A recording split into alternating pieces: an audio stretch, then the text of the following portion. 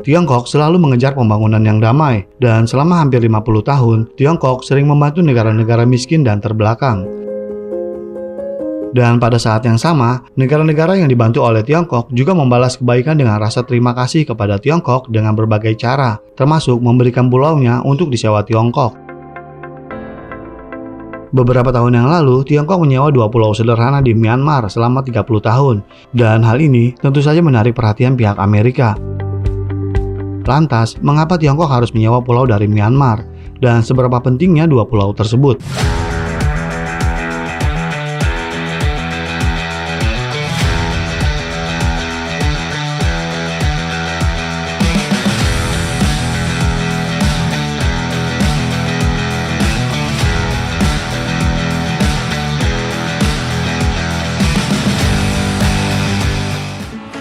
Sebelum kita lanjut, izinkan kami dari tim redaksi mengucapkan rasa terima kasih yang sebesarnya atas kemurahan hati Anda semua dalam membantu pengembangan channel ini.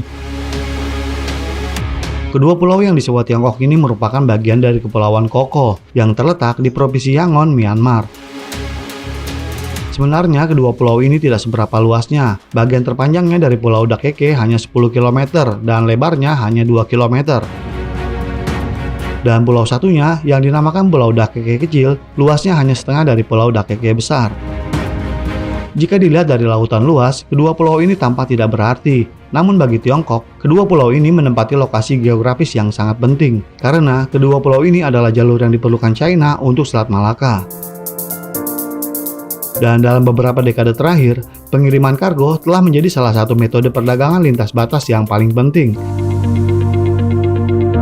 China adalah manufaktur dunia, dan ekonominya tidak dapat dipisahkan dari perdagangan maritim. Jika China ingin melakukan perdagangan dengan negara lain melalui laut, maka China harus melalui Selat Malaka ini. Dan menurut data survei, lebih dari 80% barang di Asia Timur harus diangkut melalui Selat Malaka, dan 60% kapal yang melewati Selat Malaka adalah kapal kargo China. Bisa dibayangkan jika Amerika Serikat atau negara lain lebih dulu menyewa kedua pulau ini. Ini sama saja dengan mencekik tenggorokan nasib bagi pembangunan ekonomi Tiongkok. Walaupun saat ini China sedang mengupayakan alternatif lain seperti membangun jalur kereta api dan pipa minyak gas untuk mengubah jalur transportasi, namun dikarenakan biaya transportasi yang relatif tinggi dan volume barang yang kecil, jalur pengiriman laut adalah alternatif terbaik saat ini. Dan untuk itu, sangat penting bagi China saat ini untuk memastikan keamanan perdagangan maritim sekaligus memastikan kelancaran lintas Selat Malaka sudah menjadi prioritas penting. Jika China ingin memastikan kapalnya dapat tetap bebas hambatan di Selat Malaka, maka untuk itu, China harus meminta bantuan dari negara tetangga. Myanmar memiliki letak geografis yang istimewa dan menjadi pilihan utama, dan setelah melewati serangkaian negosiasi dengan pejabat Myanmar, China menyewa 2 pulau di Kepulauan Koko dengan harga sewa yang cukup tinggi selama 30 tahun. Mungkin kita sedikit bertanya, bagaimana China bisa mendapatkan kepercayaan dari Myanmar ini? Kita akan bahas sedikit. Sejak tahun 1950, China dan Myanmar secara resmi telah menjalin hubungan diplomatik, dan kedua negara telah saling membantu sejak awal dan berkembang menuju perdamaian dan stabilitas. China telah sering membantu Myanmar seperti menyediakan dana, kerjasama teknis, dan mengirimkan bahan bantuan ke Myanmar. Selain itu, Tiongkok memiliki prinsip bahwa memberikan ikan kepada manusia lebih buruk daripada mengajari manusia memancing. Jadi, Tiongkok juga telah membantu Myanmar mengembangkan sejumlah besar talenta tingkat tinggi. Dari segi ekonomi, Tiongkok menganjurkan pembangunan sabuk dan jalan, bersama-sama membangun koridor ekonomi antara Tiongkok dan Myanmar. Dan ini telah membawa perubahan dramatis ke Myanmar. Ini dapat terlihat dari standar hidup rakyat Myanmar yang telah meningkat pesat. Selain itu juga, China selalu menganggap Myanmar adalah mitra dagang yang setara, dan perusahaan China telah banyak yang berinvestasi dan membangun pabrik di Myanmar. Selama beberapa dekade terakhir, China telah menjadi sumber investasi asing terbesar di Myanmar. Sebelumnya, China juga telah banyak memberikan Myanmar bantuan gratis dan banyak pinjaman lunak untuk membangun proyek-proyek lokal seperti pembangkit listrik tenaga air, teknologi komunikasi, jalan, dan kereta api. Dan Myanmar kini telah berkembang sangat pesat atas bantuan China. Sebenarnya, China telah mendapat kepercayaan bertahun-tahun lalu dari Myanmar, dan rakyat Myanmar sangat mengetahui bahwa perkembangan mereka tidak terlepas dari China. Dan sebagai rasa terima kasih Myanmar kepada China, Myanmar menyewakan kedua pulau tersebut kepada China selama 30 tahun. Dan ini pun tidak terlepas dari hasil pertimbangan cermat pemerintahan Myanmar. Bagi Myanmar, kekuatan nasional mereka relatif lemah untuk mempertahankan kedaulatan teritorial. Menyewakan pulau-pulau tersebut ke China sebagai pusat satelit radar observasi tidak hanya bisa mendapatkan sewa yang tinggi, tetapi juga bisa mengandalkan kekuatan militer China untuk melindungi Kepulauan Dakoko.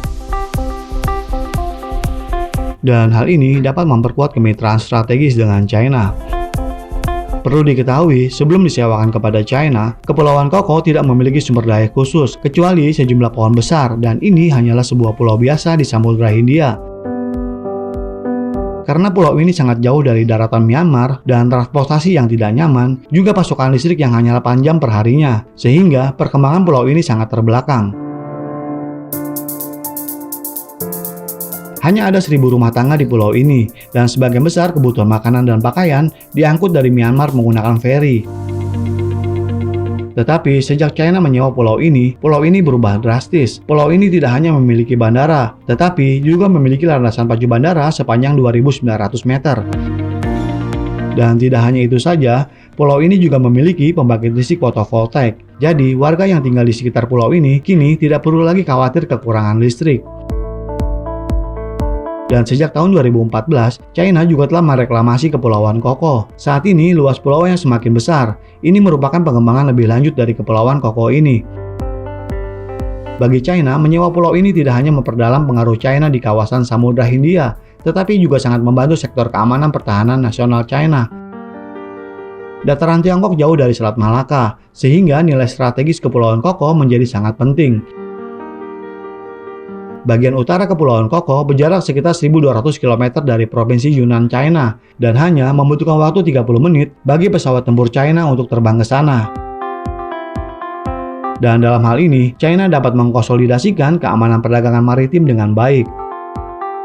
Kepulauan Koko terletak di perairan barat daya Myanmar, dekat dengan Teluk Benggala dan daratan India.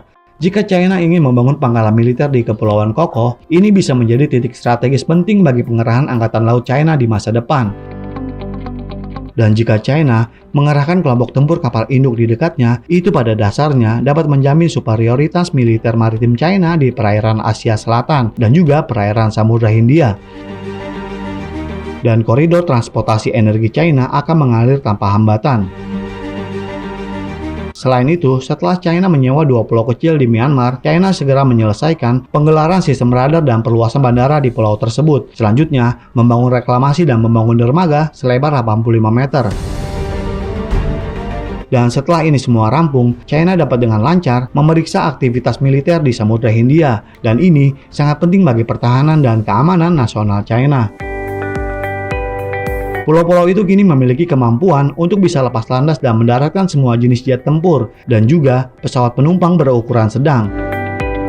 Sekaligus, fasilitas stasiun pemantauan radar yang dapat mendeteksi setiap pergerakan negara lain. Selain itu, sistem radar China juga dapat membuat pesawat tempur musuh, kapal perang, kapal induk, dan peralatan teknologi tinggi lainnya mengalami kerusakan dan gangguan komunikasi. Dan ini tentu akan mengurangi kemampuan tempur musuh. Meminjamkan Kepulauan Koko memiliki banyak manfaat bagi kedua negara dan tentunya mendapatkan hasil yang saling menguntungkan. Dalam situasi internasional multikutub, semua negara di dunia harus bersatu dan bekerja sama untuk mencapai hasil yang saling menguntungkan. Karena hanya melalui kerjasama yang bersahabat antar negara, kita dapat mencapai pembangunan jangka panjang, membangun komunitas dengan masa depan bersama umat manusia untuk mencapai kemakmuran dan kesejahteraan bersama. Bagaimana menurut pendapat Anda? Silakan berikan komentarnya di kolom komentar kami. Terima kasih dan sampai jumpa di episode berikutnya.